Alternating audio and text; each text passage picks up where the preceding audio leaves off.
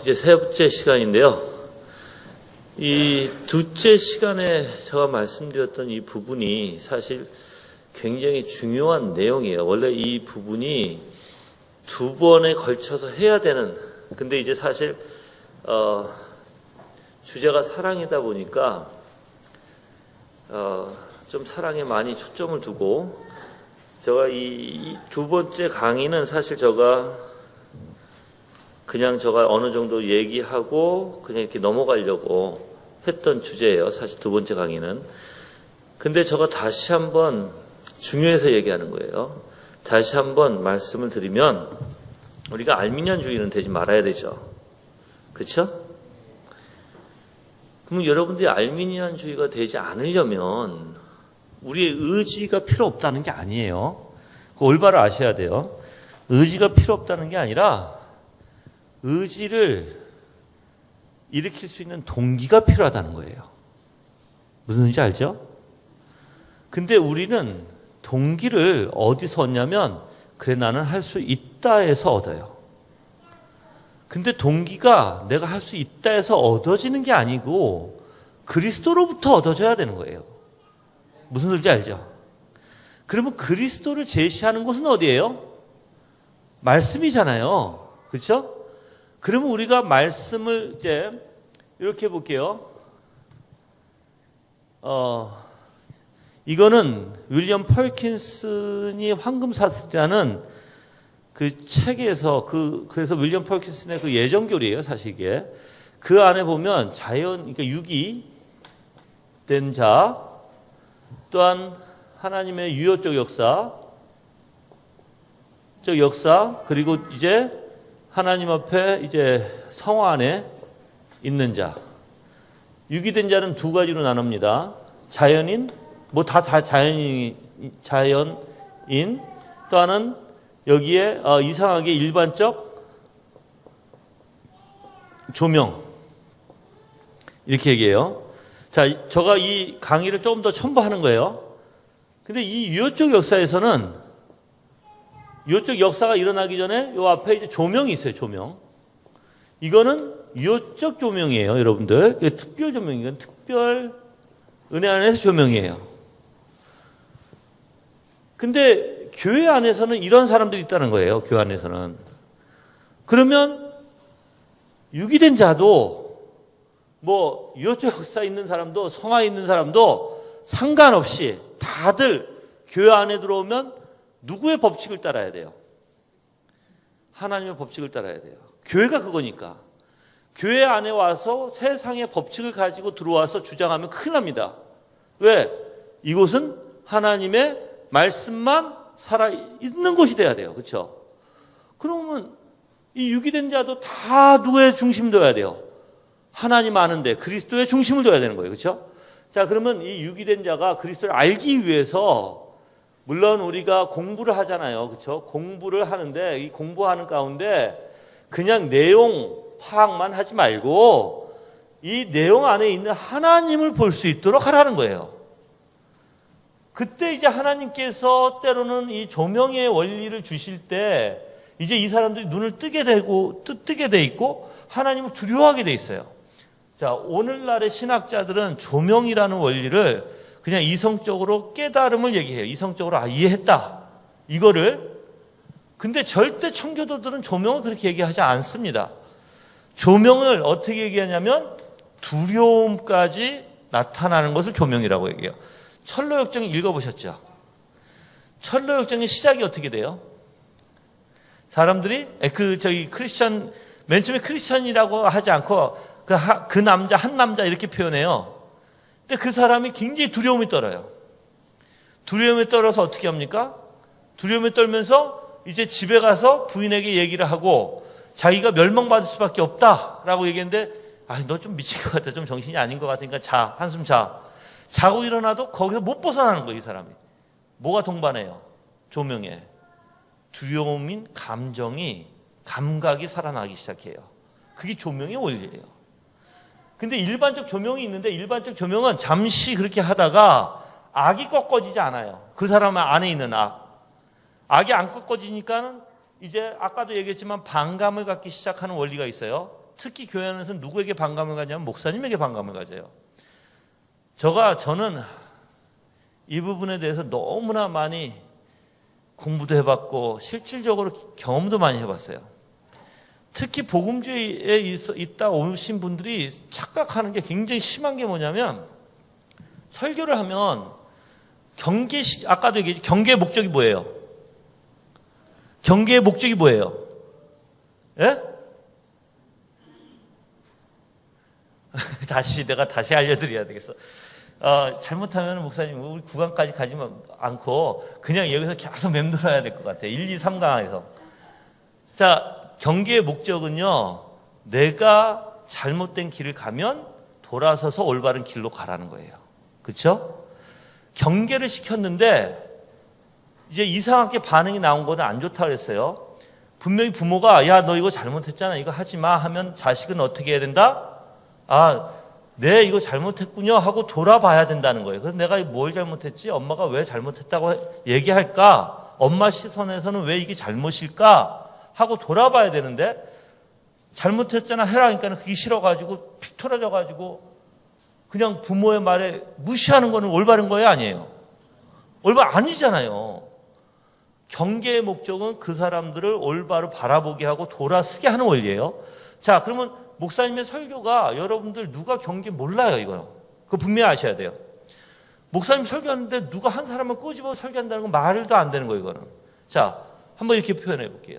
옛날에 이제 교부들이 이제 주교라고 표현했는데 이 주교들이 자기가 맡은 고을에 문제가 있으면 어떻게 했을까요? 성경 말씀을 찾아서 올바른 게 무엇인지를 가렸어요. 그래서 그걸 설교도 하고 편지를 써서 사람들에게 주기도 했어요. 자, 똑같아요, 교회가. 교회는 교회 안에 문제부터 다뤄야 돼요. 그래서 여러분들이 문제가 있으면 가장 먼저 목사님이 그걸 가지고 설교를 하게 돼 있어요. 그래야지 변화가 되는 거거든요. 그럼 여러분들이 앉았을 때, 목사님이 지금 경고시키는 거구나. 우리에게 경계금 하는 거야. 그러면 여러분들 어떻게 해야 돼요? 경계를 받는 사람들은 양심이 찔리기 시작해요. 양심이 찔리면 어떻게 해야 돼요? 돌아서서 그 길을 가지 말아야 되겠죠? 양심과 믿음은 같이 가요, 안 가요?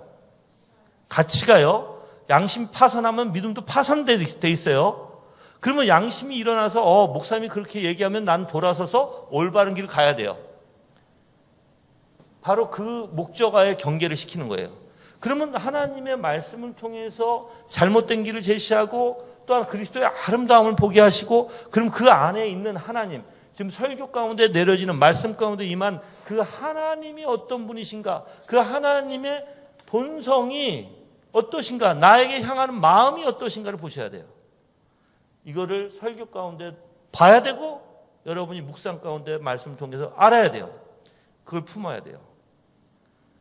그래서 그리스도의 마음을 알아서 그 마음이, 그리스도의 마음이 나를 동요시켜야 돼요. 내 마음을 이제 일으켜서 내 의지까지, 내 모든 감각, 오감까지 다, 그래서 이걸 우리가 정서라고 표현하거든요.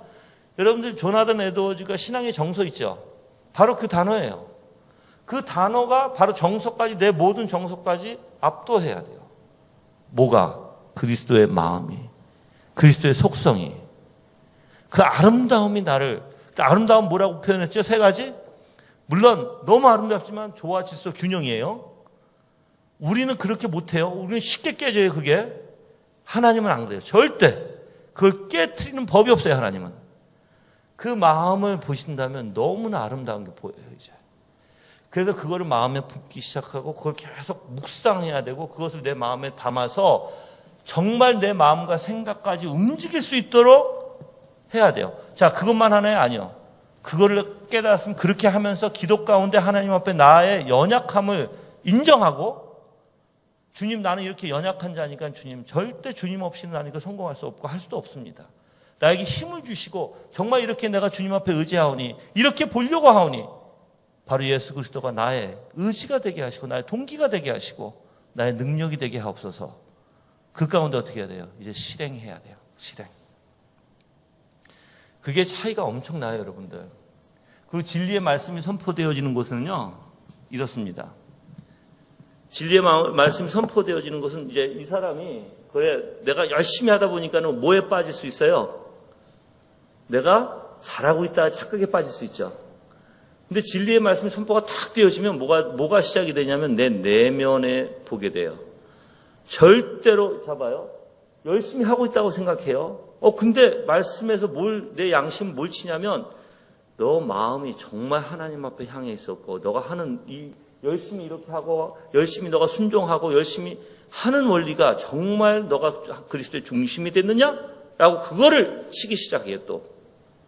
그래서 진리가 있는 곳에는 이제 양심이 또 찔리기 시작해요. 왜? 내 자신을 다시 바라보게 되니까. 그래서 어떻게 해요?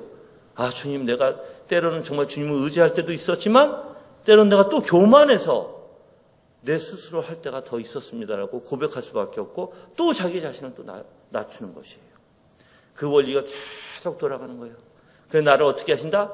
정결케 하신다. 풀무에 담가서 나를 정결케 하신 하나님. 그 원리가 있다는 거예요, 여러분들. 그래서 이 강에 다시 돌아가서 제가 페이지에 보시면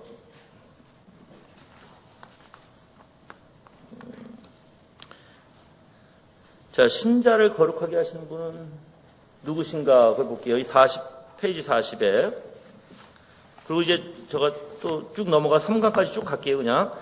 자, 신자를 거룩하게 하시는 분은 누구신가? 신자를 거룩하게 하시는 분은 이는 그리스도이십니다. 그러나 먼저 그를 거룩하게 하셔서 그와 신자들이 하나 되도록 하시고, 하나 되지 않으면 절대 안 돼요, 여러분들. 동일한 아버지의 형상을 본받는 형제가 되도록 하시는 분은 하나님이십니다. 하나님께서 그리스도께 은혜와 영광을 주시기로 약속하셨습니다. 그리고 하나님께서 그를 자신이 우리를 위해 계획하시고 우리에게 부여하실 것에 대한 원형이 되도록 하셨습니다. 그러므로 사도는 로마서 8장 30절에서 아들의 형상을 본받도록 이렇게 예정된 결과로 모든 유효적 후원하는 은혜가 그것과 수반되는 영광과 더불어 우리에게 부여된다는 것을 보여줍니다. 그러면 여러분들 우리가 구원받은 것은 뭐 때문에? 바로 그리스도의 영광에 형상을 닮아가게끔, 그렇죠? 자, 아까도 얘기했지만 이 원리예요. 이거 좀 지울게요. 자, 말씀을 통해서 뭘 봐요? 거울을 보는 것 같이 그분의 영광. 이 영광은 뭐라고 했어요? 독생자의 영광이요? 독생자의 하나님의 영광이에요? 또 이 독생자의 영광은 은혜와 진리가 충만하다고 했어요. 자, 그러면 내가 하나님의 은혜 가운데 조명을 통해서 정말 유효적 역사가 일어나기 시작하면 나는 뭘 보게 돼요? 하나님의 은혜, 구속사, 나 같은 죄인을 구원해 주신 은혜, 진리 뭐예요? 하나님의 속성을 보게 돼요. 보게 되면서 이 아름다움을 깨닫게 되고 하나님의 섭리와 지혜가 너무 아름다운 거예요. 그래서 여러분이 보셔야 될 게 하나님의 전능의 아름다움도 보셔야 되고 하나님의 지혜의 아름다움도 보셔야 되고 하나님께서 오래 참으시는 섭리 안에서 그 아름다움도 보셔야 돼요. 여러분들 그거 묵상하시다 보면 정말 감격스러워요, 여러분들. 그래서 때로는 여러분들 기도하실 때 기도하실 때 한번 이렇게 한번 해보세요. 제가 아마 전에도 알려드렸던 것 같은데 기도하실 때 다른 거 다 빼고 오직 하나님만 기도하세요. 즉 이거죠. 하나님은 전능하셔서 못하실 게 없으시고 그 전능하심으로 우주 만물을 창조하셨고 그 전능하심으로 하나님의 언약을 다 이루신 하나님. 그 전능하심 속에서 나를 붙들어 주시고 하나님의 그 전능하심 그 작정을 이루시고 그 하나님의 전능하심은 구원을 이루신 하나님. 이렇게 쭉 나가는 거예요. 하나님의 지혜 또 기도하는 거예요. 하나님의 지혜는 모든 걸 알고 계시고 우리의 마음과 생각까지 알고 계시고 그래서 그 하나님의 지혜는 이 세상의 모든 생명과 모든 원리를 다 만드시고 그래서 그 전능과 지혜는 떨어질 수가 없고 그 지혜가 모든 것이 하나님의 지혜의 근본이시다고 말씀하셨고 그래서 또 그 하나님의 지혜도 가득 얘기하는 거예요. 그렇게 기도를 하다 보면 뭐가 있을까요? 이 세상의 우주 만물이 다 하나님으로 가득 차요. 나라는 존재도. 그렇게 기도를 많이 하시다 보면 하나님에 대해서 하나하나 더 깊이 깨달아가요. 모든 섭리 안에서 하나님의 주권적으로 다스리시고 전지와 전능성으로 하나님의 작정하심 속에 모든 게 다 이루어지신다는 것을 알게, 이게 다 고백이 되는 거예요. 우리가 입술로 우리가 하나님을 그게 찬양이고 그 하나님을 고백할 때 내 영혼이 뭐예요? 기뻐져요. 여러분들, 내 영혼이 그 아름다움을 볼 수 있고, 그래서 그렇게 하나님의 말씀을 통해서 내가 이러한 하나님을 내가 볼 때 이걸 이제 묵상하게 돼요. 묵상. 자, 이 묵상은 그리스도인이든 안 하든 다 할 수 있어요. 이거는 배워서 지식적으로, 그래서 이제 지식적, 사색적으로 할 수도 있고, 사색적이 이제 어디까지 내려와야 돼요? 마음에까지 내려와야 돼요. 그래서 스티븐 찬옥은 4가지를 얘기하죠. 사색적, 다 배우셨던 걸로 알고 있는데, 경험적, 그리고 이해관계적, 실천적. 실천적이 여기군요. 예. 경험적, 이해관계적, 그리고 실천적, 이렇게 4가지. 근데 사색에서 머물러 버리면 끝이에요. 경험이 돼야 되고, 이해관계가 돼야 되고, 실천적이 돼야 돼요. 우리는 그 지식이. 그러면 하나님의 이 묵상이 부지런히 할 때 맨 처음에 사색적이 될 수밖에 없어요. 맨 처음에는. 그렇지만 하나님의 때 하나님께서 이제 그 하나님을 실질적으로 이제 우리 마음속에 심겨지게 되고, 실질적으로 그걸 느끼게 될 때, 내가 그리고 감정이 이제 살아나기 시작할 때가 있어요. 그러면 여러분들 지금은 뭐 해야 돼요? 지금도 해야 돼요. 그 성화 안에서 이걸 해야 돼요. 우리는 이거로 살아가는 거거든요. 하나님의 은혜, 예수 그리스도의 놀라운 하나님의 속성, 그 아름다움, 그 조화, 질서, 균형이 깨지지 않는. 내가 만약에 여러분들 성화 있다는 것을, 여러분들 보통 우리는 이렇게 보죠. 저 사람 참된 그리스도이냐? 뭘 보고 얘기하세요? 가만히 생각해 보세요. 여러분들 뭘 보고 판단하세요? 그 사람은 하는 행동, 그 사람이 얼마나 헌금하는지 등등, 그쵸? 얼마나 헌신하는지, 그쵸? 예, 저기 뭐 스님 절에 다니시는 분들도 엄청 헌신하세요. 내가 볼 때는 절에 다니는 분들이 더 헌신하는 거 아세요? 왜냐면 내가 스님들을 알아요. 그래서 저는 지금 요즘에 조금 공부하고 있는 게 있어요, 제가. 우리의 도덕적 원리에 대해서, 자연적 도덕이에요. 자연적 도덕의 원리가 절대 기독교 신앙이 아니다. 그걸 제가 조금 보고 있고 알고 있는데, 절에 다니시는 분들은 그 절 하나를 그 사찰이라고 얘기하죠. 그걸 짓기 위해서 또 기둥을 올려, 그러니까는 뭐죠, 이거? 올리잖아요, 그 지붕에. 하여튼 올린다고 거기에 돈을 그냥 갖다가 그냥 엄청나게 드리고 그러죠. 예, 여러분들, 불교에서도 그래요. 불교의 신앙과 우리의 신앙이 똑같아요? 다르죠? 진짜 다르죠? 그러면 여러분들은 뭘 가지고 신앙이라고 얘기하느냐예요, 이제. 정말 예수 그리스도가 나의 동기가 되고 그 아름다움에 내가 도취돼서 그 아름다움에 사랑에 빠져서, 그래서 예수 그리스도가 사랑에 빠지는 게 우리예요. 그 사랑이 없이는 하나님이 기뻐하시지 않으신다는 거예요. 그럼 내가 뭐에 대해서 사랑에 빠졌다고 얘기할까? 아까도 얘기했죠. 위격. 그리스도의 위격. 사랑에 빠진 사람은 말씀을 통해서 그 하나님만 보려고 해요. 그 하나님이 어떤 분이신지. 그래서 성경의 시편을 보면 나와요. 자기의 힘든 거 얘기하면서 어떻게 해요? 바로 하나님은 언약의 하나님서부터 신실하시다고 얘기하면서 나중에는 그 하나님을 찬양하는 모습이 나와요. 자기 어려움만 얘기하는 게 아니에요. 왜? 하나님의 속성을 이제 끄집어내죠. 그래서 그 속성에서 그 하나님을 찬양해요. 시편을 가만히 읽어보세요, 여러분들. 다 그래요. 그럼 그 사람이, 시인이 무엇 때문에 그 하나님의 속성을 빼낼까요, 거기서? 왜냐하면 그 속성, 하나님을 관계적으로 알기 때문에 그렇거든요, 이게. 그래서 우리가 하나님의 속성은요, 사색적이 될 수 있어요. 그렇지만 진짜 관계적이 돼버리면, 이해관계적이 되면 실질적으로 나와, 그 속성이 나와 관계가 있게 되고, 그래서 그 하나님을 의지하게 돼 있고, 그 하나님을 믿게 돼 있고, 내가 아무리 어려울지라도 그 하나님을 생각하게 돼 있어요. 왜? 그 하나님을 믿으니까. 그 하나님 어떤 분이시니까? 전능하신 분이니까. 하나님은 언약을 신실히 이루어 가시는 분이니까. 자, 한 가지 또 물어볼게요. 이제 이거 물어보고 이제 넘어갈 텐데, 하나님께서 여러분의 삶 속에 언약을 이루세요? 여러분 자신 있게 아멘 해야 돼요. 왜 그러냐면 언약을 예수 그리스도가 언약이죠. 근데 우리는 언약을 너무나 이상하게 생각하는 경향이 있어요. 언약은 꼭 나하고 멀리 떨어진 성경에만 있는 듯한. 그래서 개혁주의는 언약 사상에, 그래서 언약 바탕에 모든 게 그리스도도 그렇고 모든 걸 다 그렇게 풀어가요. 근데 내가 아무리 읽어도요, 이거는 그냥 글이고, 이 언약이 나와 뭔 상관이 있을까? 내가 예수 그리스도? 그래, 그리스도가 나의 언약이야. 근데 뭐 어쩌라고? 지금 그 언약이 나한테 어떻게 이루어지는데? 저가 그것 때문에 고민을, 신학교 다닐 때 그것 때문에 고민을 많이 했어요. 근데 진짜 언약이 어떻게 이루어질까, 나에게? 근데 저는 청교도에 그래서 그걸 찾았어요. 이게 언약이구나, 이게. 이게 나한테 이루어지는 거구나, 이게. 알고 싶어요? 알고 싶다는 거는 모르고 있는 건데, 그러면?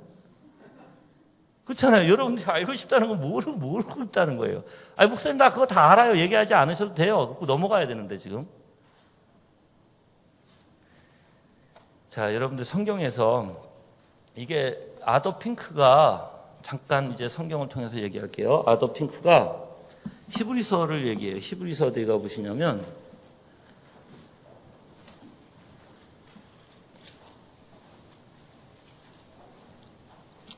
8장 10절에서 11절 말씀 다 같이 읽을게요. 히브리서 8장 10절에서 11절 말씀이에요. 다 같이 읽겠습니다. 시작.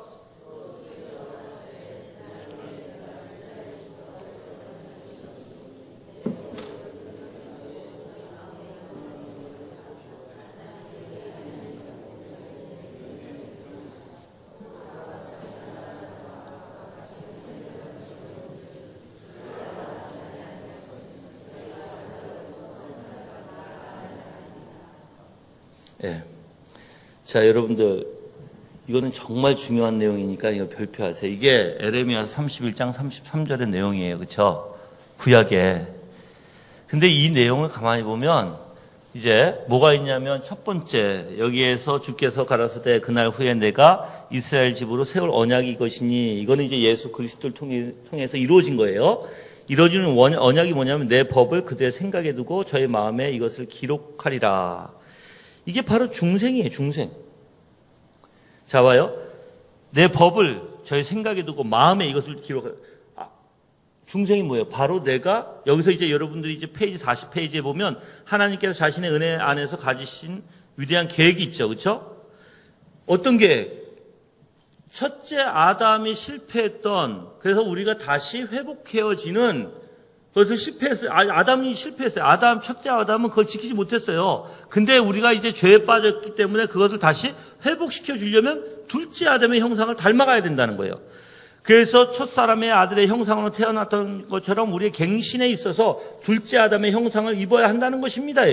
하나님께서는 위대한 계획이 바로 우리를 둘째 아담이신 예수 그리스도의 형상을 닮게 하는 원리예요. 그러면 잡아요. 예수 그리스도를 통해서 우리가 어떻게 돼요? 다시 타락 이전에 마음을 갖게 된다는 거예요. 내 마음이, 생각이, 모든 것이 다 누구를 향한다? 하나님에게 향한다. 그게 바로 중생이에요. 내 법을 어디에? 저희 생각에 두고 마음에 이것을 기록하리라. 이게 아담이 가졌던 원리거든요. 자, 그래서 이걸 중생으로 표현해요. 두 번째는 칭입니다.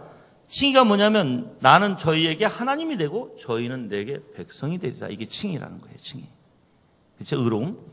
그 다음에 세 번째는 바로 성화예요. 또 각각 자기 나라를 사람과 각각 자기 형제를 가르쳐 이르기를 주를 알라 하지 아니할 것은 저희가 작은 자로부터 큰 자까지 다 나를 알미라. 그 성화에서는 계속 하나님을 알아가고 하나님을 즐거워하는 것이죠. 자, 이제 여러분들이 자, 그럼 언약이 무엇입니까? 나한테 물어보면 바로 이게 언약입니다. 나는 얘기할 거예요. 그럼 이게 뭐가 언약이에요? 자, 예수 그리스도께서 여러분들에게 언약을 이루어주시기 위해서 지금 뭘 하세요? 지금. 예? 말씀을 듣게 하시잖아요. 듣지 않으면 부르심이 없잖아. 그렇죠? 그럼 여러분들을 부르셨고 부르신 자를 어떻게 해요? 말씀을 듣게 하시는 원리예요. 왜?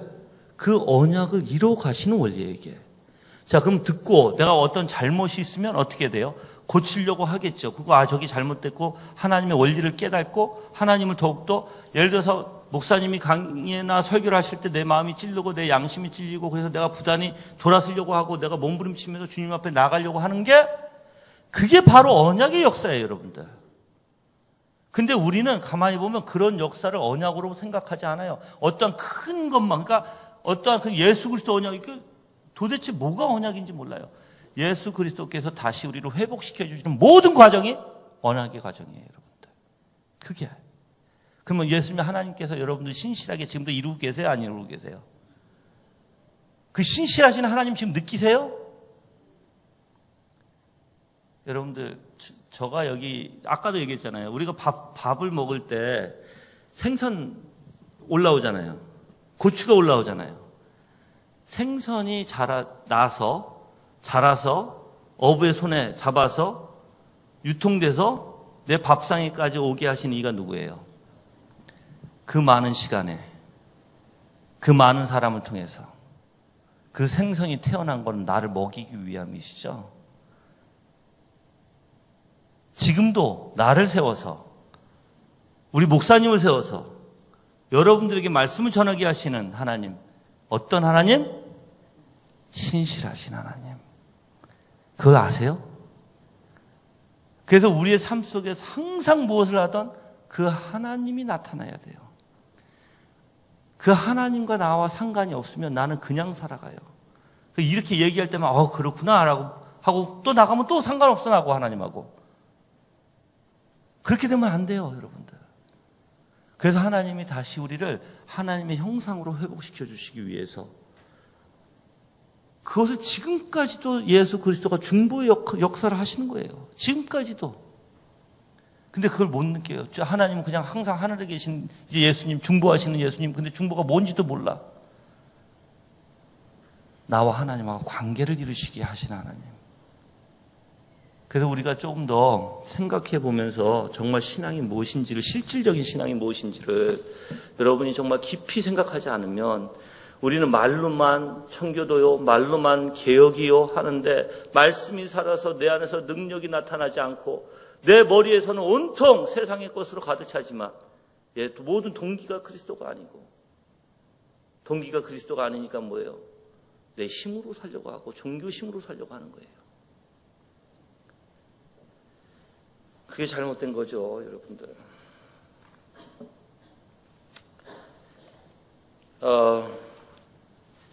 그래서 이제 쭉 넘어가셔서 이제 이 부분들은 다 내가 얘기한 내용 중에 다 담겨져 있어요. 이제 48쪽에 가셔서 보시면 이제 3강이 시작되는데 여기서부터는 조나단 에드워즈의 글이에요. 조나단 에드워즈가 이 고린도전서 13장 사랑이라는 원리를 가지고 얘기합니다. 자, 저가 이제 다시 한번 말씀드릴게요. 여러분이 혼동하지 않게. 저가 왜 앞에서 우르시스누스의 인간의 비참함, 또 칼빈주의 인간의 그 전적 타락 다 얘기했죠? 왜 그걸 얘기했을까요? 그 얘기한 것은 우리는 비참함 속에 빠져 있을 수밖에 없는 존재요. 또한 정말 우리가 비참함을 알지 못하면 뭘 필요로 하지 않아요? 그리스도를 필요로 하지 않아요. 그러면 먼저 내가 비참함을 알고 내 존재가 정말 하나님 앞에 죄인이라는 것을 알 때, 나는 하나님으로부터 진노를 받을 수밖에 없는 인간인 걸 알 때 나에게 도피성을 주신 게 바로 그리스도예요. 그렇죠? 자, 그러면 도피성을 가는데 내가, 물론 우리는 막 갈 수밖에 없어요. 그거를 깨달을 때. 근데 이제 존 오웬 글을 내가 그 가운데 집어넣은 건 뭐냐면, 이제 도피성으로 가는 길에 어떻게 훈련해야 되고, 어떻게 내가 성경을 보고 어떻게 그리스도의 영광을 내 마음속에 집어넣으려고 하는지 그 원리를 알려드린 거예요, 저는. 그래서 모든 내 의지의 동기가 내가 하는 게 아니라 하나님의 은혜에, 예수 그리스도의 사랑에, 예수 그리스도의 아름다운 그 속성에 따라서 움직일 수 있도록 하는 거예요. 제가 그걸 알려드린 거예요. 자, 그래서 그리스도인들은 어떻게 할까요? 그리스도인들은 그렇게 정말 이제 여러분들이 믿음 있는 사람들은 내 마음이 성경을 볼 때 그리스도의 마음을 읽으려고 할 것이고 그 안에 그 하나님의 놀라운 속성, 아름다운 속성에 여러분들이 빠질 수밖에 없어요. 진짜로. 여러분들이 정말 이 사랑의 관계가 무엇인지 알고 싶으면 아가서를 한번 읽어보세요. 아가서는요, 정말 하나님의 마음을 그리고 교회가 어떠한 마음으로 하나님을 찾아야 되는지에 대한 그 마음을 담고 있는 거예요, 아가서는. 그러니까 여러분이 그거 읽어보면 정말 그리스도가 어떤 분이시고 우리가 어떠한 존재인지 알게 돼요. 자, 그래서 제가 이제 우리의 마음을 다스릴 수 있도록, 그래서 이제 사랑이 어떻게 우리 삶 속에서 나타나는지를 알려드리기 위해서 지금까지 설교한 거고, 자, 이제 한 가지 제가 또 이제 하기 전에 물어볼게요. 여러분은 한 영혼을 죽이는 사람입니까? 살리는 사람입니까? 자, 질문이 좀 너무 애매하나요? 나는 한 영혼을 정말 하나님 앞에 올바로 세우기 위해서 한 영혼을 내가 죽어지고 있다. 여러분들 한 영혼을 세우려면 내 영혼이 죽어지지 않으면 안 돼요. 그 영혼을 아름답게 가꾸고 그 영혼을 정말 하나님 앞에 내가 드리기 위해서 나 또한 드려야 되지만 그렇지만 내 형제 자매니까 정말 그 영혼을 아름답게 드리려면 내가 어떻게 해야 돼요? 많은 것이 죽어져야 돼요. 그리고 내 말 한마디가 그 사람을 살리는 역할을 해야 돼요. 하나님 앞에 아름답게 제시해 줄 수 있는 사람이 돼야 돼요. 그게 공동체의 원리예요. 성찬에 참여하시죠? 성찬의 원리가 그 원리인 거 아세요? 한 가족의 원리, 책임의 원리, 공동체의 원리. 교회는 나 혼자 살겠다고 하는 데가 아니에요. 그래서 이제 나중에 이제 이 에드워즈가 얘기를 합니다. 예수님 머리가 되시죠? 내 손이 여기 찢어졌어. 찢어지면 내 이 손은 어떻게 할까요? 이게 찢어졌어. 그럼 이 손은 어떻게 해요? 붙들 거예요. 내 발은 어디로 갈까요? 병원으로 갈 거예요. 내 귀는 어떻게 할까요? 의사 말을 들을 거예요. 내 눈은 병원을 찾을 것이고. 그럼 내 지체가 이 찢어진 거 하나에 어떻게 하나요? 온통 다 마음을 쏟고 온통 다 움직이죠. 그게 공동체예요. 한 사람을 세우기 위해서. 이제 문제는 그렇게 하고 있느냐예요, 이제. 그게 사랑의 원리거든요. 그게 그리스도의 사랑의 원리예요, 그게. 그 사랑의 원리를 깨닫지 못하면 교회가 무엇인지 모르는 거예요, 여러분들. 그 사랑은, 에드워즈가 핵심적으로 얘기하는 부분이 뭐냐면, 사랑은 내어주는 것이다. 사랑은 내어주는 것이에요. 바라는 게 아니에요. 내가 무엇을 요구하는 게 아니에요, 사랑은. 내 자신을 내어주는 거예요, 여러분들. 그렇게 하고 있죠? 왜 대답들이 없었죠? 그렇게 하고 있어야 돼요. 그럼 자, 내가 이렇게 또 얘기할게요. 여러분들이 지금 대답을 못하고 이게 심각하다라고 생각하시면 지금부터 진짜로 여러분들 마음 점검하세요. 뭐가 지금 잘못되어 있다는 뜻이에요. 내가 얘기했지만 하나님의 말씀은 거짓말이 아니에요. 진짜예요. 하나님은 그 영혼을 소생시키시는 놀라운 능력 있는 말씀이고 그 하나님이세요. 그러면 성경에서는 분명히 그걸 제시하고 있는데 왜 우리는 그거를 못하고 있을까? 무엇 때문에 못하고 있을까? 너무 이기적이지 않았는가 내가. 그래서 이제 3강에서는 바로 조나단 에드워즈가 이야기하는 사랑이 도대체 무엇인가 다루고 있습니다. 읽어볼게요. 앞에서 설명한 대로 하나님의 은혜로 인하여 그리스도의 영광이 인간의 영혼에 빛을 비춰주지 않는다면, 자 봐요. 똑같아요. 그리스도의 영광이에요. 똑같이 이거는 이 글은 누구의 글이냐면 조나단 에드워즈 글인데, 희한하게 조나단 에드워즈가 희한하게 존 오웬 글과 희한하게 우르시 누스의 글이 다 일치가 돼요, 여러분들. 저는 좀 그런 쪽으로 좀 이렇게 좀 잘 뽑아내요. 근데 이상하게 글들이 너무나 똑같이, 그래서 에드워즈는 후대 사람이거든요. 그래서 에드워즈가 상당히 많은 부분에 존 오웬의 글을 가지고 인용을 해요. 그래서 이걸 읽으면서도 내가 많이 느낀 게 이게 존 오웬의 글을 많이 인용하고 있고 존 오웬의 사상을 많이 담고 있다는 것을 저가 알 수 있습니다. 그래서 그리스도의 영광이 인간의 영혼에 비춰지지 않는다면 인간은 절대로 하나님을 사랑할 수도 없고 이웃을 사랑할 수도 없습니다. 이 면에는 사랑의 본질이 무엇인지 전하던 에드워즈부터 듣는데, 이제 에드워즈는 사랑의 본질을 실천과 같이 말하고 있습니다. 즉 실천이 없는 사랑은 위선적인 사랑이라는 것이에요. 자, 그래서 참된 그리스도인에게 있는 사랑의 본질, 그래서 모든 참된 그리스도인의 사랑은 그 원리가 하나입니다. 사랑의 형식이나 대상은 다양할 수 있습니다. 또한 그 사랑이 하나님을 향한 것일 수도 있고 사람을 향한 것일 수도 있습니다. 그러나 이 사랑의 대상이 어떠하든지 참된 그리스도인의 사랑의 실천은 마음에 있는 한 원리에 기초한 것입니다. 그리스도인의 마음에 있는 거룩한 사랑과 믿지 아니하는 이들의 사랑은 원리가 다릅니다. 불신자들이 이런 다른 대상에 대한 사랑을 보일 때 다양한 동기와 원리들에서 나온 것일 수 있습니다. 경우마다 다른 관점들을 가지고 사랑을 보일 수도 있습니다. 그러나 참된 그리스도인의 사랑은 그 점에서 차이가 납니다. 그리스도인의 사랑이 어떤 대상을 향하든지 사랑을 뿜어내는 원리는 하나입니다. 사랑이 흘러가는 경로와 방향이 다양하다 해도 마음에 있는 하나의 샘 근원에서 우러나옵니다. 그래서 그리스도인들의 사랑의 그 모든 행사들을 본문에서 사랑이라는 한 단어 속에 함축시키는 것은 당연합니다. 대상이 어떤지 그리스도인의 사랑은 한 원리에서 나오는 이치를 이제 알아봅시다. 그래서 첫째, 지금 이 내용이 고린도전서 13장의 내용이에요. 한번 가서 잠깐 읽어볼게요. 여러분들이 이해할 수 있도록. 고린도전서 13장 볼게요.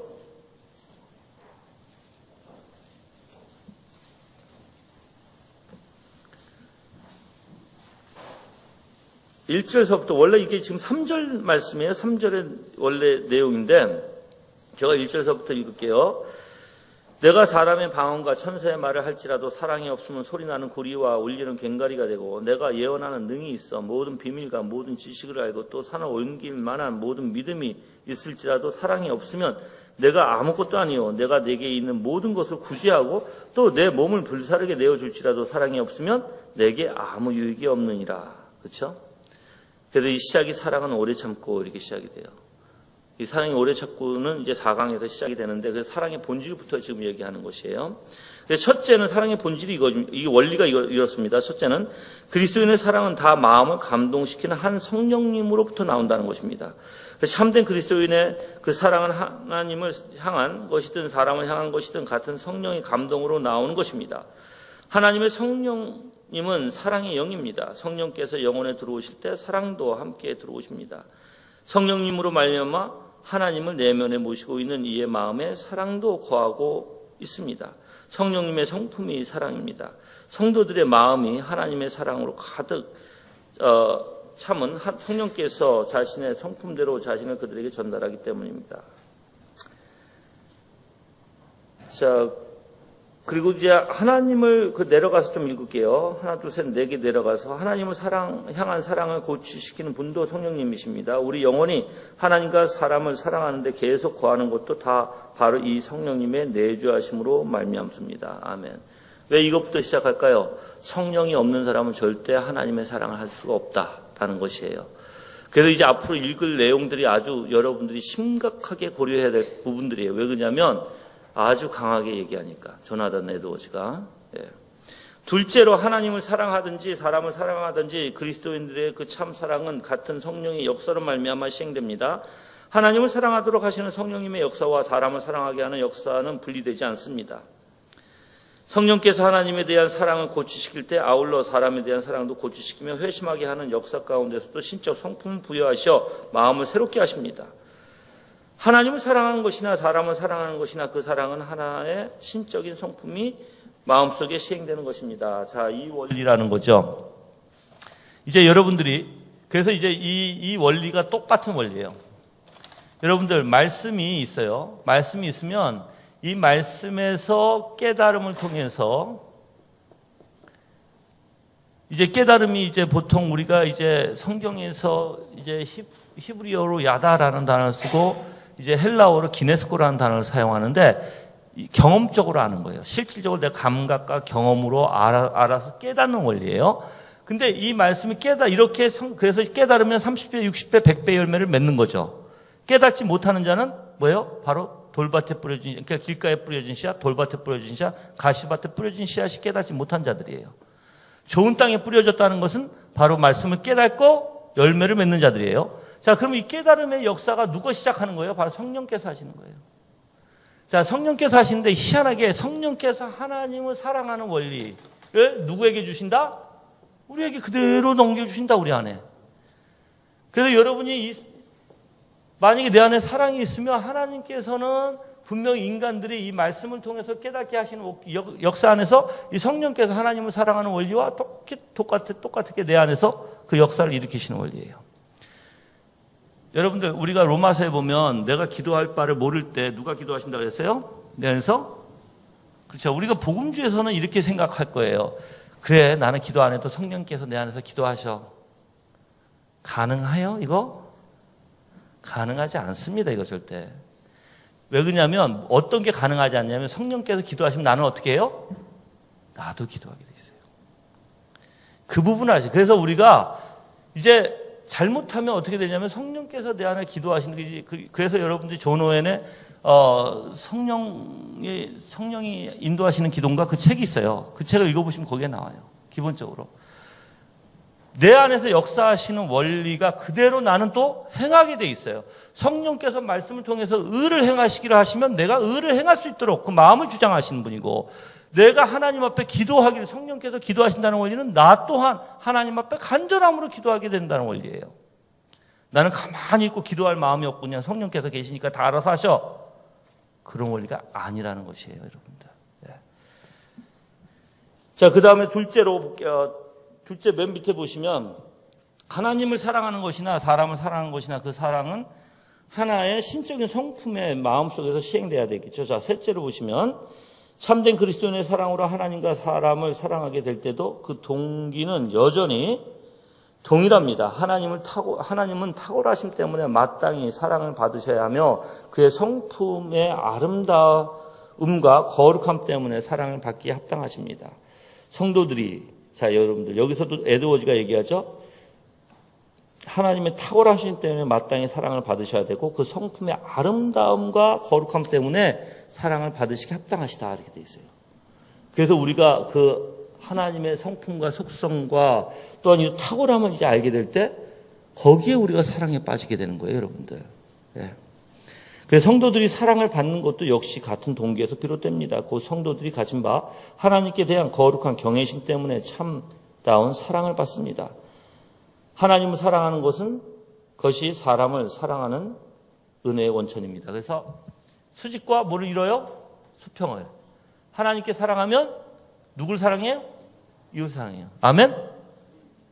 하나님께 회개하면 누구에게 화평을 이뤄요? 사람들과. 근데 우리는 잘못하면 이렇게 나는 하나님께 회개했어. 근데 저 인간은 싫어. 말이 돼야 안 돼요? 안 된다는 거 아셔야 돼요, 여러분들. 아, 그럼 내가 누굴 미워하면, 내가 그 마음을 품고 내가 미워하는 마음을 내려놓지 않으면, 이제 나는 의심해 봐야 돼요. 왜 하나님한테, 여러분들 내가 사람 잡아요. 성경에서는 아주 작은 저 소자에게 한 것이 누구에게 했다? 사도 사울이죠, 그때. 바울 되기 전에. 하나님께서 나타나셔서 예수님께서 뿅 하고 오셔서 도메스크상에서 나타나셔서 어떻게 하셨어요? 왜 나를 핍박하느냐? 왜 나를 핍박하느냐예요. 누굴 핍박했기에? 작은 자들, 그리스도인들. 그래서 우리가 정말 내가 다른 사람을 미워하는 원리가 누굴 미워할까? 여러분 생각해 보시면 돼요. 미워할 수 있어요, 없어요? 미워해야 돼요? 안 돼요. 그래서 여러분들 이제 내가 미워해야 돼요, 그러니까는 안 돼요 하는데 안 돼, 마음은 막 아니야. 미워해 그냥. 그래도 별로 핑계를 다 대죠. 이 사람이 이래서요, 저 사람이 저래서요. 하나님의 심판 때 가서 한번 그 얘기해 보세요. 하나님이 그래, 너 잘했다, 내가 너 마음 다 알아준다, 그렇게 얘기하실까요? 아니에요. 그거 악하다. 악한 종아. 예. 어떤 상황이 되든 하나님 어떤 하나님이에요? 위로의 하나님, 회복의 하나님. 내가 어떠한 마음을 가지고 있고 상처를 입었다 할지라도 예수 그리스도 안에서 회복받는 거예요. 위로받는 거예요. 그렇죠? 근데 내가 예수 그리스도 안에 있으면서 회복이 안 돼. 위로가 안 돼. 이건 문제예요, 여러분들. 다윗이 압살롬을 피해서 도망가죠. 성에 나와서 싸우지 않고 싶어서 아들과. 근데 강 건너에 누가 있어서 시므이가 있었어요. 막 욕을 해요, 다윗에게. 옆에 있는 장군이 가서 목을 치리니까 아니 놔둬라. 저 입도 하나님이 주관하신다고 얘기하죠. 여러분들, 다윗이 어떤 마음이었어요? 낮아진 마음이었어요. 굉장히 아프고 힘들고 지쳐서. 그게 가난한 심령이에요. 가난한 심령이 있는 사람들은 누굴 미워할 수가 없어요, 여러분들. 감정으로 나올 수가 없어요, 가난한 심령은.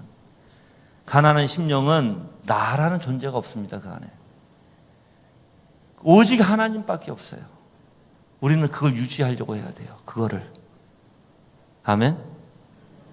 그러려면 내가 누굴 미워하고 누구에게 핑계를 대고 저 사람 때문에요 손가락질할 수 없다는 것이에요, 절대, 여러분들. 왜? 그리스도가 내 마음에 있으니까.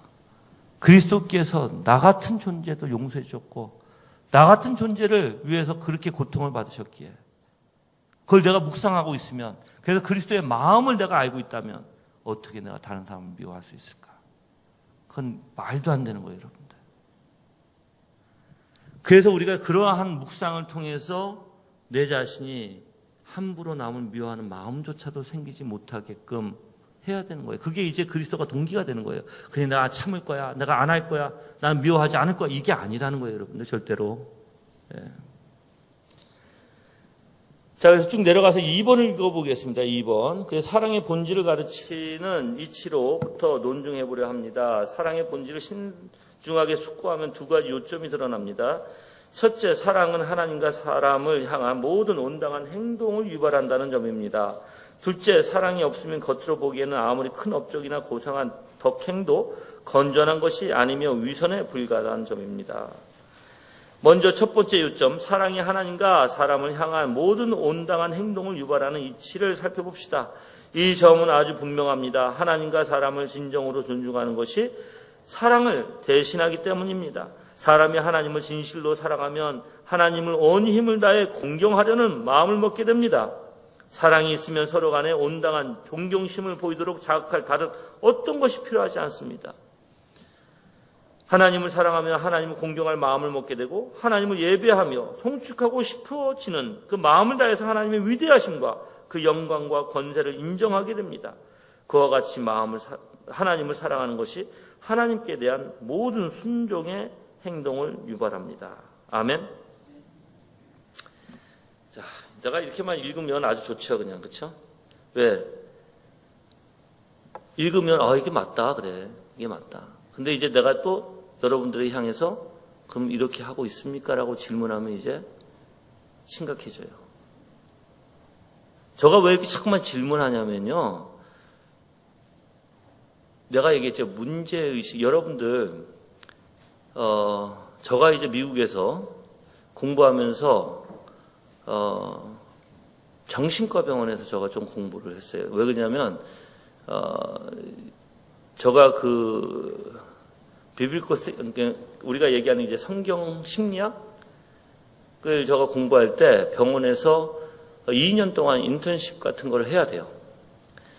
근데 그거를 할 때 뭘 하냐면, 법정에서 나와서 이제 사람들이, 이게 내가 질문하고 체크하고 하는 게 있어요.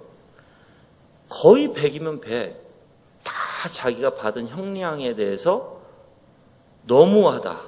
그래서 앙심을 품어요, 여러분들. 사람들이. 거의 100이면 100 그래요. 무슨 뜻이냐면 자기가 한 행동들을 올바로 알지 못하고 있다는 거예요. 그 정신병동에 가면 희한한 일이 벌어져요, 여러분들. 미국에서는 희한하게 정신병동에 가면 이 자기가 좋아하는 것에 어떤 애착심을 굉장히 가지고, 그러니까 집착이라고 얘기하죠. 집착을 굉장히 가져요. 만약에 근데 그 집착을 가지고 있는 것에 대해서 누가 뺏으면 난리가 나요. 그 미국 사람들은 특히 이상한 곰인형을 좋아하더라고요. 곰인형. 근데 이거 뺏으면 난리가 나요. 그리고 조그만 담요, 어렸을 때 자기가 덮고 있었던 담요, 그거 뺏으면 난리가 나고, 그게 굉장히 집착이 심각해지는 거예요, 여러분들. 근데 만약에 여러분들, 이렇게 하면 어떨까요? 내가 지금 여러분, 내가 지금 곰인형 끼고 설교하면 어떨까요? 이상하죠? 저 목사님이 이상하다. 근데 내가 곰인형을 갖고 있는 걸 내가 봐도 내가 이상해. 그럼 곰인형을 내려놓으려고 할까요, 안 할까요? 그렇죠? 똑같아요. 여러분의 증상을 여러분이 깨닫게 되면 그 길이 아니라는 걸 알게 되고, 아니라는 걸 알게 되면 내가 이제 구체적으로 알려고 하게 되고, 구체적으로 알아야만 그 길을 피해 나갈 수 있어요. 그냥 둥그렇게 여러분 죄인입니다. 회개하십시오. 여러분들은 즉 그리스도를 믿고 사랑하십시오. 구체적이지 않아요. 그럼 어떻게 하는지 몰라요. 그게 문제가 되는 거예요. 그래서 성경에서는 오해니 구체적으로 하나님을 알아야 되고, 구체적으로 성경을 알아야 되고, 구체적으로 교리를 알아야 된다. 그래야 우리가 하나님에 대한, 여러분들 정말 내가 사랑할 수 있는 건 그 그리스도를 구체적으로 알 때예요. 정말 구체적으로 알아야 그분이 내가 구체적으로 알면 알수록 어떻게 해요? 사랑이 아까도 얘기했죠? 더 커져요. 믿음은 하나님을 아는 것에 있어요. 여러분 생각하기에 나는 믿음은 알아. 난 믿음이 있어. 근데 하나님은 잘 몰라. 이거 거짓이에요. 그렇게 되지 않아요. 하나님을 아는 게 믿음과 연결되어 있어요. 하나님 더 많이 알아가면 믿음이 어떻게 돼요? 더 커져요. 그거예요. 그럼 구체적으로 어떻게 돼요? 우리가 많이 한다는 이유를 잘못 해석하면 안 돼요. 우리는 보통 이제 개혁신학은 이거예요. 교리적인 것이 딱 틀이 잡혀져 있어요. 그래서 보통 웨스트민스터 신앙고백서, 소유리문답, 대유리문답, 또 이제 하이델베르그, 그리고 스위스 제2신앙고백, 벨직, 그리고 도르트.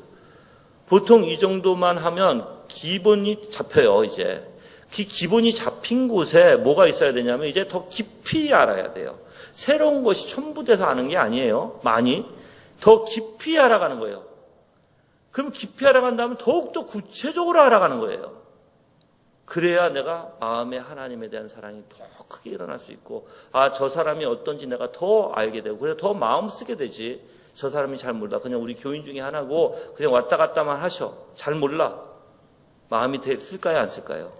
안 쓰이죠. 알 때 마음이 쓰이는 거예요. 똑같은 원리라는 거예요. 제가 얘기할 때.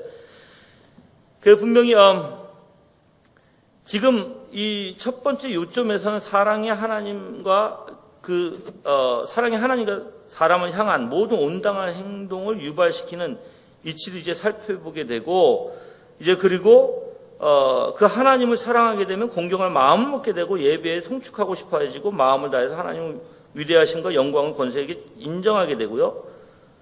그래서 그 하나님을 사랑하는 것이 하나님에 대한 모든 순종의 행동이 유발된다, 이렇게 되어 있습니다. 그 밑에 세 번째 단락이 내려가기, 세 번째 그 줄 내려가 보면 뭐가 있냐면, 그 자녀는서부터 또 읽을게요. 자녀는 어려움을 당하면 도움을 얻기 위해서 누굴 찾아요? 아버지를 찾고 온전히 아버지를 의뢰하게 된다는 것이죠. 자, 우리가 궁핍하거나 환난을 만나게 되었을 때 동정심과 도움을 얻기 위해서 사랑하는 이를 찾는 것은 아주 자연스러운 것이고, 또한 사랑하면 그 사람의 말을 신뢰하고 확고하게 그를 믿어주게 됩니다. 또한 우리가 친구를 이제 사랑하게 되면 우정을 가지게 되고, 이제 우정에서는 뭐예요? 그 진심을 의심하지 않아요. 우리가 하나님을 사랑하면 하나님께 주신 긍휼에 감사에 참여하는 마음을 갖게 된다는 것입니다. 그리고 복종하고 싶은 마음이 생기는 것이 바로 이 사랑의 원리입니다. 자, 그리고 이제 그 다음 단락이 넘어가서 하나님을 참으로 사랑하고 생각하는 사람이라면 하나님이 자기를 다스릴 권리를 기꺼이 인정하게 되겠죠. 그리고 하나님은 내가 따르기에 합당한 분임을 인정하는 마음이 일어나게 될 것이고, 또 하나님을 사랑하면 하나님께 겸손히 행하고픈 마음이 일어나게 될 것이고, 그리고 하나님을 사랑하면 하나님과 자신 사이에 얼마나 광대한 차이가 있는지 인정하려고 할 것이고, 그 성향을 갖게 됩니다. 그리고 하나님을 사랑하는 사람에게는 하나님을 가장 높이고 자신을 그 앞에 낮추는 것이 지당한 일로 보일 것입니다. 참된 그리스도인은 하나님께서 낮아지신 진리의 자리에서 높은 자리로 오르시는 것을 기뻐합니다. 그가 하나님을 사랑하기 때문에 그 사람에게 하나님은 합당한 분이며 기쁨의 원천이시며 지존하신 분 앞에 자신이 지극히 작은 먼지인 것을 기쁘게 여깁니다. 아멘. 그럼 우리는 하나님 앞에 어떻게 해야 돼요? 항상 낮아져야 되겠죠. 겸손히 낮춰야 되겠죠. 그래서 기독교의 겸손은 다른 거 아시죠? 기독교의 겸손은 하나님을 인정하는 것부터 시작을 합니다. 그럼 인정한다는 게 뭘까요? 하나님은 다 옳고 나는 아니다는 것부터 시작함으로써 모든 게 내가 하나님 앞에 순종하는 게 마땅하고 하나님이 행하시는 게 모든 게 마땅하다는 거예요. 나는 거기에 굴복시키는 원리예요. 그게 이제 겸손의 아주 기본적인 원리입니다. 근데 이제 우리가 겸손하지 못하면 반대가 뭐예요? 교만하죠. 교만하면 뭐예요? 자꾸만 불평이 나와요. 내 주장이 나와요. 내 생각이 나와요. 내가 원하는 게 나와요. 하나님의 뜻보다 내가 우선이에요. 그게 교만의 원리예요, 여러분들. 예. 자, 그래서 또한 사랑은 사람들이 일을 할 때 바른 의무를 행하고 싶은 마음을 갖게 돼요. 그런 성질이 있습니다. 그래서 사랑은 이웃에게 악을 행하지 않는다 이렇게 하죠. 자, 사랑은 대상에게 진리를 전하며 상대에게 오는 기만적이고 악한 것을 막아주고 싶은 마음을 갖게 돼요. 그래서 사람들은 자기가 사랑하는 사람들에게 협잡과 반역을 하지 않고요. 시기하지 않아요. 그래서 여러분들 사랑은 서로 적대하는 마음을 가지고 있다가도 사랑을 하게 되면 그 마음을 버리게 되고요. 그래서 사도는 그리스도인들 사이에 있어야 하는 하나됨을 강조해요. 그래서 사랑은 하나가 되게 해요. 하나가. 우리 여기 삼성제일교회도 하나가 되죠? 아멘? 나는 하나가 아닌 것 같다. 손 들어보세요. 아마 드실 분은 없을 것 같아요. 예. 근데 하나가 돼야 돼요. 어디에? 말씀에. 목사님도 말씀이 하나, 여러분들도 말씀이 하나. 다 말씀이 기준이 돼야 되겠죠. 자, 사도는 사람과 사람 사이에서 진실하도록 그리스도인들은 유도하는 논증으로 그 점을 강조합니다. 사랑은 사람들 사이에서 겸손히 행하려는 마음을 줘요. 왜냐하면 진정 참된 사랑은 우리로 하여금 다른 사람을 높이고 우리의 생각보다 그들의 생각을 높게 보려는 마음을 갖게 할 것입니다. 자, 참된 사랑은 우리로 하여금 존경심을 갖게 할 것입니다. 왜냐하면 모든 사람들은 자기가 사랑하는 사람들을 귀히 여기려는 마음을 갖기 때문입니다. 그런 일은 자연스러운 일입니다. 자, 친한 사람은요, 이 원리를 알려드릴게요. 이 원리가 어떤 원리냐면, 내가 친해요. 여러분들 우리 교회에 같이 친한 사람들 있죠? 자, 친한 사람이 있으면 그 사람이 조금 실수하면 어때요? 이해해줘요. 그렇죠? 아, 그래, 괜찮아. 미안해 그러면, 그래, 알았어. 그냥 괜찮아. 오히려 반대로 질문을 하죠. 좀 뭐 다쳤어? 안 다쳤어? 뭐 내가 뭐 심하게 했나? 뭐 이런 식으로. 그렇죠? 그래서 그 마음을 같이 나눠요. 친하지 않아, 나하고 이상하게. 나 저 사람은 좀 꺼려. 저 사람 옆에 가는 건 너무너무 싫어, 이제.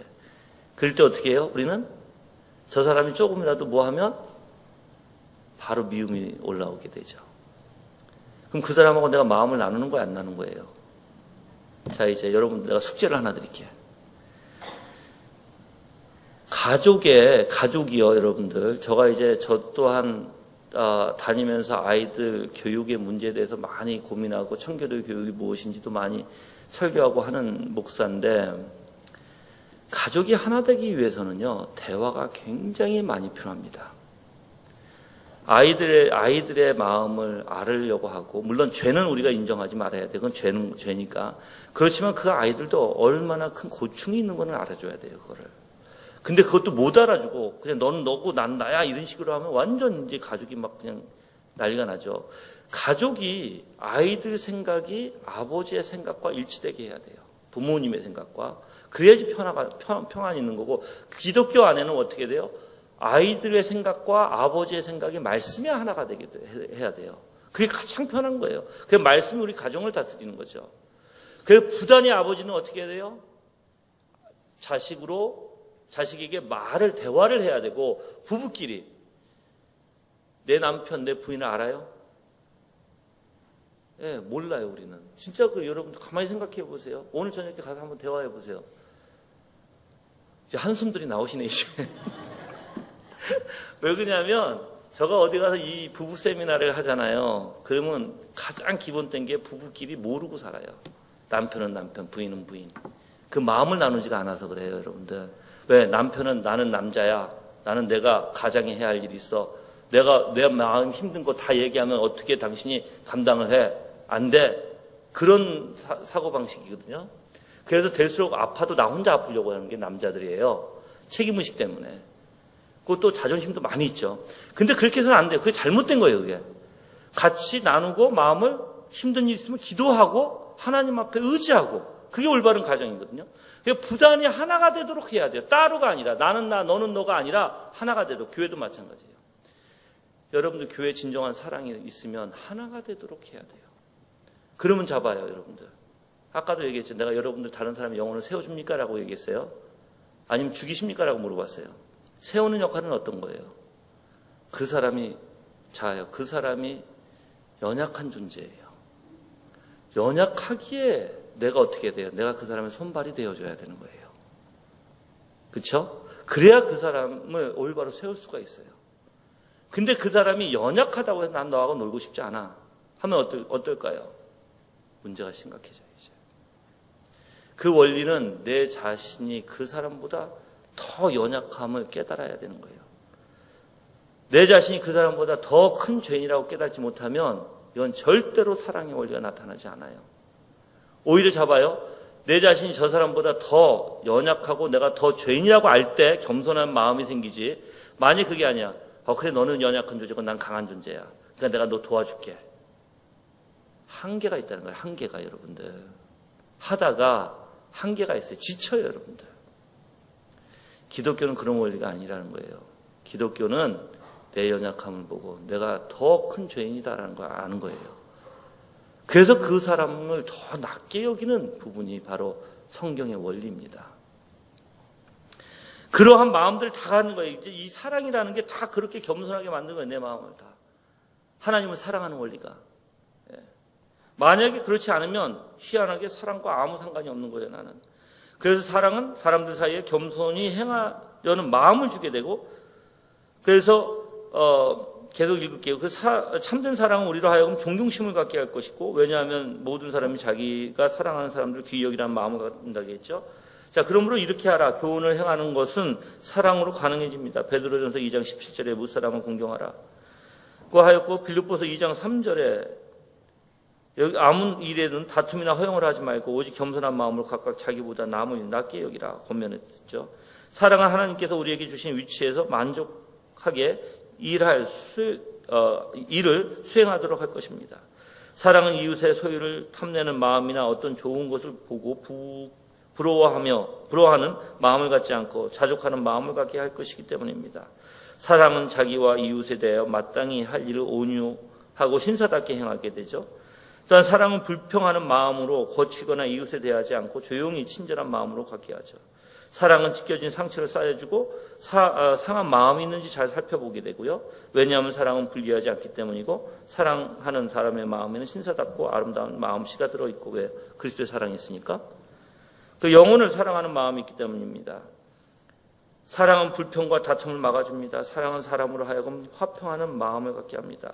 다른 사람에게서 받은 해를 용서하고자 하는 마음을 갖게 할 것입니다. 아멘.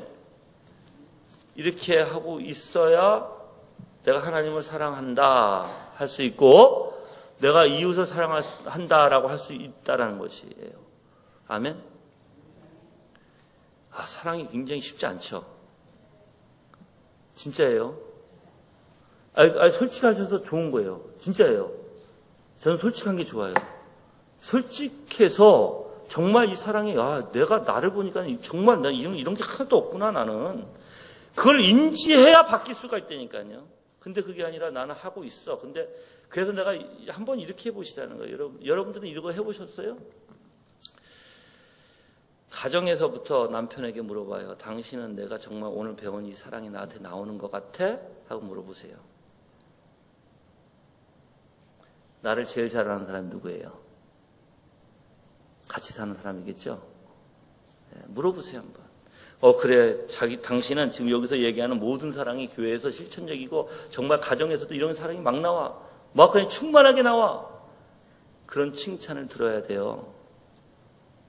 근데 그게 아니라 오늘 당신 여기에 이거 하나도 없어. 이래버리면 이제 심각한 거예요, 여러분들. 왜? 내가 혹시 그냥 나는 항상 착각하고 있다는 뜻이에요. 그렇게 되면. 하나님의 사랑은요, 하나님의 신앙이라는 원리는 등잔을 들고 침대 밑에 넣을 수 있어요, 없어요? 없다고 얘기했죠, 예수님이. 어디에 놓아요? 예, 뭐 한다는 뜻이에요? 빛을 비춘다는 뜻입니다. 진정으로 내가 그런 신앙이 있고 그런 사랑이 있으면 빛이 될까요, 안 될까요? 다른 사람들과 알아볼까요, 안 알아볼까요? 알아봐요. 또 저는 사실 여러분들에게 이런 사랑이 있어야 되는데 잡아요. 이런 분이 있어요. 이런 사랑이 없어서 항상 눈물 흘리고 이런 사랑이 없어서 가슴을 치면서 주님 정말 저는 연약한 존재군요 라고 간구하는 사람들이 있어요. 정말 그게 남편이 알고 부인이 알아요. 근데 저는 그런 사람이 정말 아름다운 신앙을 갖고 있다고 봐요. 왜? 그게 믿음이니까. 근데 이런 사람이 또 있어요. 이런 게 아무도 없어요. 아무것도 없어. 근데 가슴을 치지도 않아. 아무렇지도 않아. 그냥 그렇게 살아가는 거야 라고 얘기해요. 어떻게 그걸 다 그렇게 살아? 그러면 그 사람의 생각부터 너무나 잘못된 거예요. 여러분이 어디에 있는지 한번 점검해 보시길 바랍니다. 자, 그래서 그 사랑은 그 다음 줄 읽을게요. 사랑은 사람들로 하여금 어떠한 고난이나 재난 중에 또 그 이웃에게 긍휼한 행동을 하게 합니다. 왜냐하면 사랑하는 사람들은 불쌍히 여기는 마음은 저절로 일어나는 마음이기 때문입니다. 불쌍히 여기는 사람들을 향하여는 무엇인가를 주고 싶은 마음, 서로의 짐을 나누고 싶은 마음을 갖게 합니다. 자, 그래서 여러분들이 제가 이제 숙제를 아까 드린다고 했는데 이렇게 사랑하려면 첫 번째 대화를 많이 하세요, 성도들과. 특히 여러분들이 기도하면서 말씀에 예수님께서 나를 어떻게 사랑해 주셨는지, 어떻게 나에게 정말 무엇을 요구하시는지 예수님의 마음을 품으시면서 꾸준히 품으셔야 돼요. 이건 놓치면 안 돼요. 그러면서 가장 내가 힘들어하는 사람에게 가서부터 대화를 하세요. 천천히, 너무 조급하게 하지 마시고 조금씩. 알았죠? 여러분들 사람을 알다 보면요, 너무나 우리가 판단하는 게 많아서 잘못 알고 있고 그런 일이 아닌데도 그렇게 생각하고 있는 게 너무나 많습니다. 그러면 판단을 안 하려면 가서 그 사람하고 대화하고 확실히 그 내용을 알아야 판단이 안 되어지는 거예요. 근데 우리는 그 사람하고 대화하는 게 꺼려요. 싫어요. 그래서 그냥 내 마음대로 저 사람은 저래 하고 이미 선입견 속에서 완전히 판단을 내려버려요. 판단하는 것은 심판하는 거예요. 판단이라는 단어와 심판이라는 단어와 똑같고 정죄하는 단어와 똑같은 거예요. 그게 여러분들. 저주라는 단어와 똑같은 단어예요. 그게. 그럼 여러분 하나님만 하실 수 있는 일을 내가 뭐 하고 있어요 지금? 잘못하면 하고 있다는 거예요. 그래서 여러분들이 정말 교회가 사랑으로 하나가 되려면 먼저 예수 그리스도의 마음을 품고 내가 얼마나 죄인인가를 깨닫고 낮아지고 비참하고 하나님의 은혜 아니면 나는 나 또한 이 세상에서 가장 악한 자라는 걸 알고 이제 성도들에게 어떻게 해야 돼요? 대화로서. 그걸 한번 제가 숙제를 내드릴게요. 그렇게 하실 거죠? 네, 목사님 좀 점검 좀 해주세요. 네, 그렇게 다들 하고 계시는지. 자, 그래서 그 다음 단락에 읽어볼게요. 목회자들이 사랑을 갖게 되면 맡은 일에 합당한 행사를 하기 위해 애쓰고자 할 것입니다. 여러분들 목회자가 한 영혼이 자꾸만 잘못돼 가는데 가만둘 수 있어요? 아니에요. 때로는 꾸중도 해야 되고 때로는 권면도 해야 되고 경책도 해야 돼요. 경책이 굉장히 무섭게 다루는 것을 얘기해요. 해야 돼요. 그게 목회자가 해야 할 일이에요, 여러분들. 근데 그거 듣고 싶지 않아서 마음을 딱 닫아버리면 어떻게 돼요? 큰일 나는 거예요, 여러분. 그때는 진짜. 근데 목회자가 그런 일을 하는 거예요. 그래서 목사님이 막 여러분들이 잘못된 것을 얘기하고 할 때 그때 빨리 깨달아야 돼요. 아, 내가 정말 잘못하고 있구나. 그래서 돌아서야 돼요. 마음을. 그래서 목회자는 사랑을 갖게 되면 그런 일을 하게 되고요. 그래서 사랑은 또한 일반 회중들로 하여금 목회자들에게 복종하고 싶은 마음을 줄 것이고, 회중들은 사랑을 갖게 되면 목회자의 생활비를 제공하고 그들의 교훈과 계획을 기꺼이 따르도록 그 마음을 갖게 돼요. 목회자에게 대적하지 않아요. 왜 그러냐면 하나님께서 강대상에 목회자를 세워서 목회의 길을 목회자에게 모든 계획과, 여기서도 얘기하죠, 교훈과 계획에 기꺼이 따르도록 하는 마음을 갖게 하는 게 바로 사랑의 원리예요. 그걸 태클 걸지 않아요. 저는 우리 집사람에게 우리 교회가 사모들이 많아요. 우리 교회가 이상하게 그렇게 작은 교회인데도 사모들이 굉장히 많아요. 근데 이 사모님들에게 내가 뭐라고 얘기하냐면 절대로 목사님들 하는 일에 태클 걸지 마십시오 이렇게 얘기해요. 그래서 저는 내가 수요 예배가 있으면 수요 예배를 준비하고 주일 예배는 주일 예배를 준비하는데 저는 토요일서부터 날 건들지 마라. 그렇게 얘기해요, 진짜. 왜냐면 기분 나빠서 강대상에 올라가면 어떻게 될까요? 똑같아요, 여러분들에게. 저는 뭐 지금 사모님들만 얘기하는 게 아니라 당연히 여러분들도 마찬가지예요. 목회자의 심리를 건드려서 좋을 게 하나도 없습니다. 얘기할 거 있으면 따로 나중에 정중하게 올바로 하는 방법이 있어요, 여러분들. 그냥 아무렇게나 하는 게 아니에요. 그래서 목회자와 대화를 많이 하시고, 또한 모든 계획을, 목사님이 가지고 온 계획을 내가 알아야 되고, 그래서 내가 올바로 따를 수 있도록, 거기에 순종할 수 있도록 하는 거예요, 여러분들. 내가 거기에 반항하려고 하는 게 아니라 그 잘못된 의도죠, 그거는. 그래서 사랑하게 되면 당연히 돕고 싶고 마음을 같이 하고 싶은 게 바로 목회자와 성도의 관계예요. 자, 그들 목회자들을 위하여 기도하여. 여러분, 우리 목사님을 위해서 기도하시죠? 소리가 자 여기밖에 안 하시는 것 같아요. 목회자를 위해서 기도하는 거 당연한 그게 사랑의 원리예요, 여러분들. 그게. 근데 이상하게 목회자를 위해서 기도 안 하는 거는 정말 교회가 뭐가 문제예요. 진짜예요, 여러분들. 나의 영혼을 먹여주는 목회자인데 그 영혼을 그 목회자를 위해서 기도 안 해요? 하나님 앞에 우리 목사님이 올바로 쓸 수 있도록, 그래서 더욱더 영적으로 깨어 있을 수 있도록, 그래서 내가 잘못한 걸 더욱더 정말 깨달아지게 보시고 지적하실 수 있도록, 그래서 정말 우리 목사님의 하나님의 정말 강한 메시지 속에서 하나님의 그 사랑이 넘칠 수 있는 그런 메시지가 되게 해달라고 기도하셔야지. 아멘? 예. 하세요, 꼭. 그게 목회자를 사랑한다는 증거예요, 그게.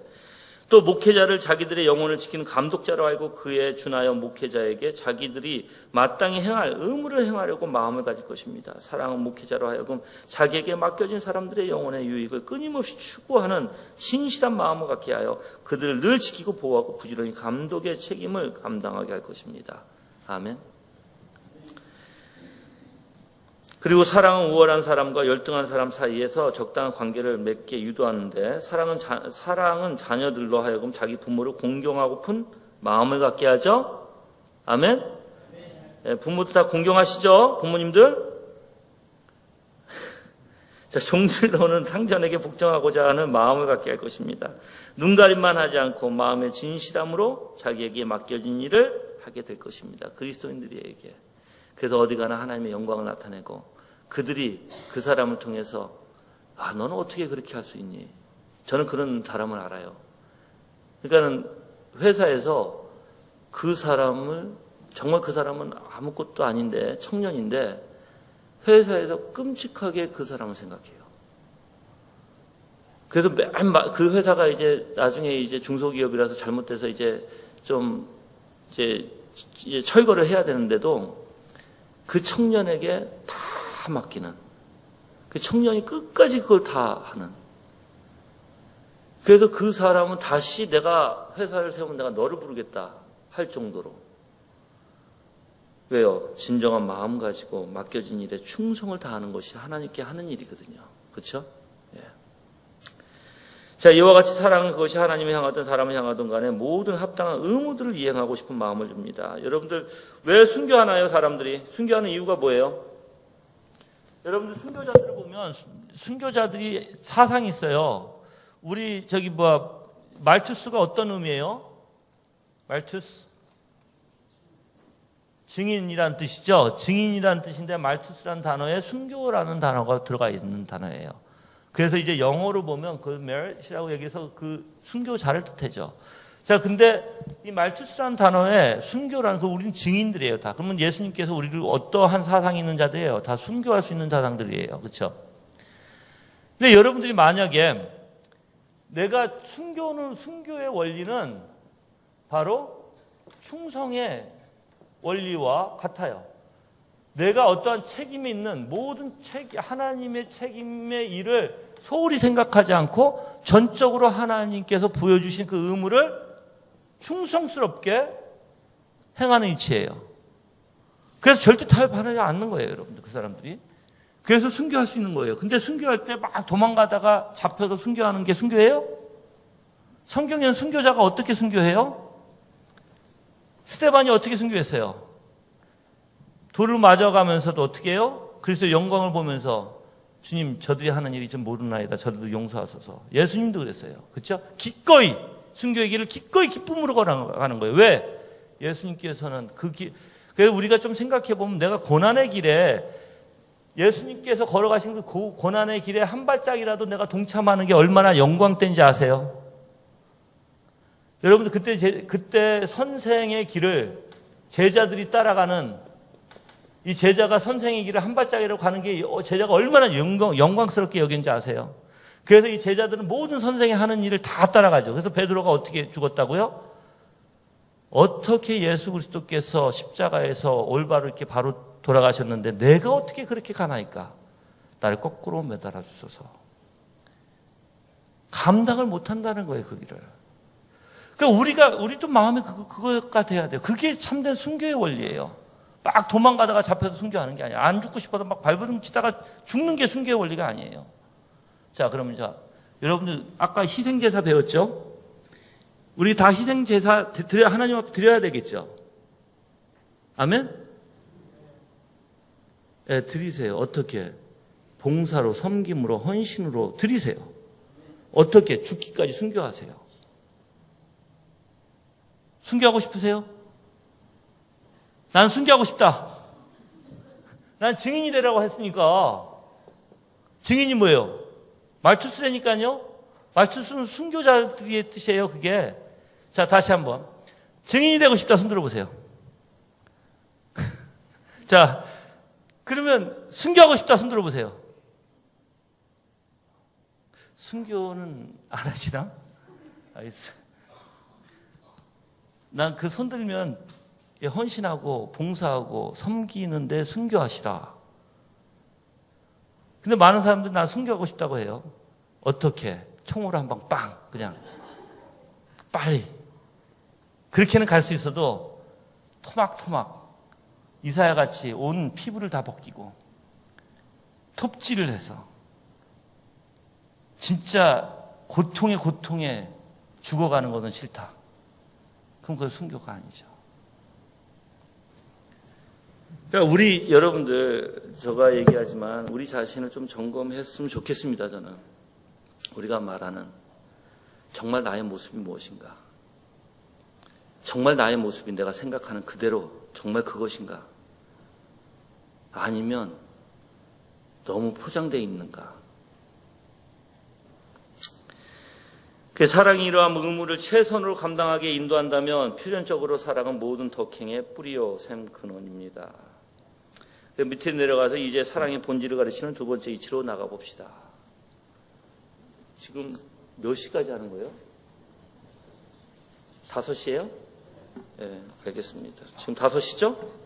네, 알겠습니다. 자, 제가 이거 잠깐 여기 3번 전까지만 하고요. 내일은 요 3번을 이제 기점으로 해서 잠깐 내일은 이제 좀 진도를 빨리 나갈게요.